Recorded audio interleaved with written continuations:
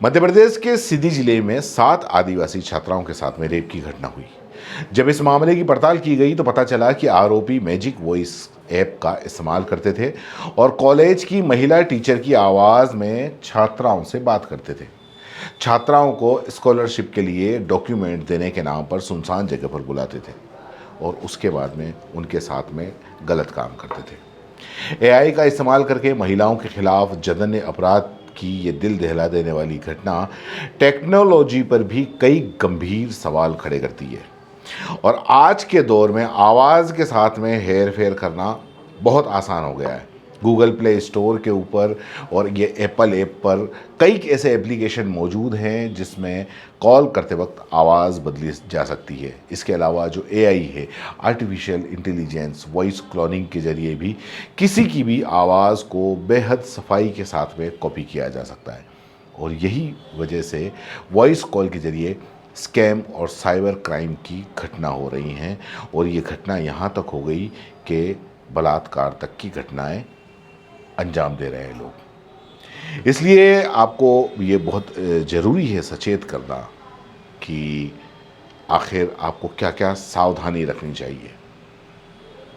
तो इस पूरी खबर के अंदर मैं आपको जो साइबर क्राइम की घटनाएं जो वॉइस के ज़रिए हो रही हैं उसके बारे में आपको बताऊंगा और इससे सचेत रहने के बारे में बताऊंगा। आखिर तक देखें और चैनल को सब्सक्राइब जरूर करें। तो दरअसल 2 तरीके ये होते हैं, वॉइस चेंजिंग और वॉइस क्लोनिंग। अब इसके अंदर फ़र्क क्या है? वॉइस चेंजिंग एप्लीकेशन का इस्तेमाल करके न केवल आवाज़ की पिच और टोन दोनों बदली जा सकती है बल्कि किसी व्यक्ति यानी कि बच्चे, बुज़ुर्ग, महिला की आवाज़ भी किसी भी कंप्यूटराइज आवाज़ में कॉल की जा सकती है। जबकि वॉइस क्लोनिंग में एआई का इस्तेमाल करके केवल 3 या 4 सेकंड की ऑडियो से किसी की भी आवाज़ को कॉपी किया जा सकता है। एआई वॉइस को क्लोनिंग के बाद में पहचानना बेहद मुश्किल है। पहली बार में आवाज़ हूबहू मिलती जुलती लगती है।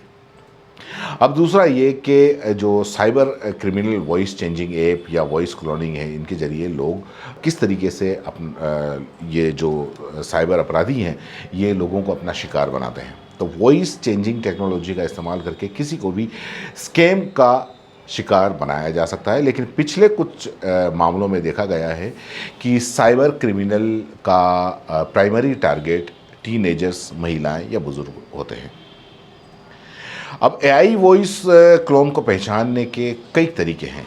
इन्हें इन पॉइंट्स के ज़रिए भी हम देख सकते हैं। अगर नंबर किसी के नए हैं, अपरिचित है और आप वो नंबर आपके मोबाइल के अंदर सेव नहीं है और आवाज़ किसी परिचित की है और उस परिचित की आवाज़ में कॉल आता है तो आपको सावधान रहने की ज़रूरत है। ज़्यादातर मामलों के अंदर यही देखा गया है, जो साइबर क्रिमिनल होते हैं वो दरअसल रात को फ़ोन करते हैं और साइबर क्रिमिनल एआई के ज़रिए वॉइस क्लोनिंग करके तुरंत कोई इमरजेंसी बताते हैं, जैसे कि पैसों की तुरंत ज़रूरत है या ऐसी स्थिति में आप मतलब कोई दुर्घटना हो गई है। तो ऐसे वक्त में आपको घबराना बिल्कुल भी नहीं चाहिए। एआई वॉइस क्लोन को पहचानने का सबसे आसान तरीका है बातचीत का अंदाज़। ये पहचानना कॉलर के शब्दों और उच्चारण को बहुत ज़्यादा अगर आप ध्यान से सुनोगे तो आप पता लगा लोगे कि ये आवाज़ आपके परिचित की है या नहीं है। बातचीत का जो तरीका होगा, जो नया होगा, असली व्यक्ति की जो टोन है उसके बात करने के तरीके से वो मैच कर रहा है कि नहीं कर रहा है। क्योंकि एआई से किसी की आवाज़ तो कॉपी की जा सकती है लेकिन उसके बात करने का जो तरीका है, उसका टोन है, उसका अंदाज़ है, वो कॉपी नहीं किया जा सकता। और ख़ास करके कोई नए नंबर से अगर कॉल आता है, सीधे पैसे मांगता है तो आपको सावधान रहने की ज़रूरत है। जानकारी को क्रॉस वेरीफाई करना बहुत ज़रूरी है। अगर किसी अनजान नंबर से अगर मान लो आपको कॉल आता है, आपकी निजी जानकारी जैसे घर का पता, बैंक अकाउंट, ओटीपी वगैरह कुछ भी अगर मान लो आता है, वो मांगता है तो उसको शेयर नहीं करना चाहिए। अभी हाल ही में जो ट्रू कॉलर एप्लीकेशन है उसने एआई वॉइस कॉल स्कैम और फेस कॉल से दोनों को बचाने के लिए AI call scanner feature launch किया है। इस फीचर की मदद से कॉल को सुनकर असली इंसान की आवाज़ या किसी मशीन की नकली आवाज़ है ये काफ़ी आसानी से पता लगाया जा सकता है। हालांकि ये फीचर अभी सिर्फ अमेरिका के अंदर शुरू हुआ है, वो जल्दी ये भारत के अंदर भी आ जाएगा। अब इससे बच सकते हैं, नहीं बच सकते हैं, तो साइबर एक्सपर्ट जनरली ये बताते हैं कि कुछ समय में एआई वॉइस कॉलिंग या वॉइस चेंजर ऐप के ज़रिए स्कैम की घटनाएं काफ़ी बढ़ी हैं।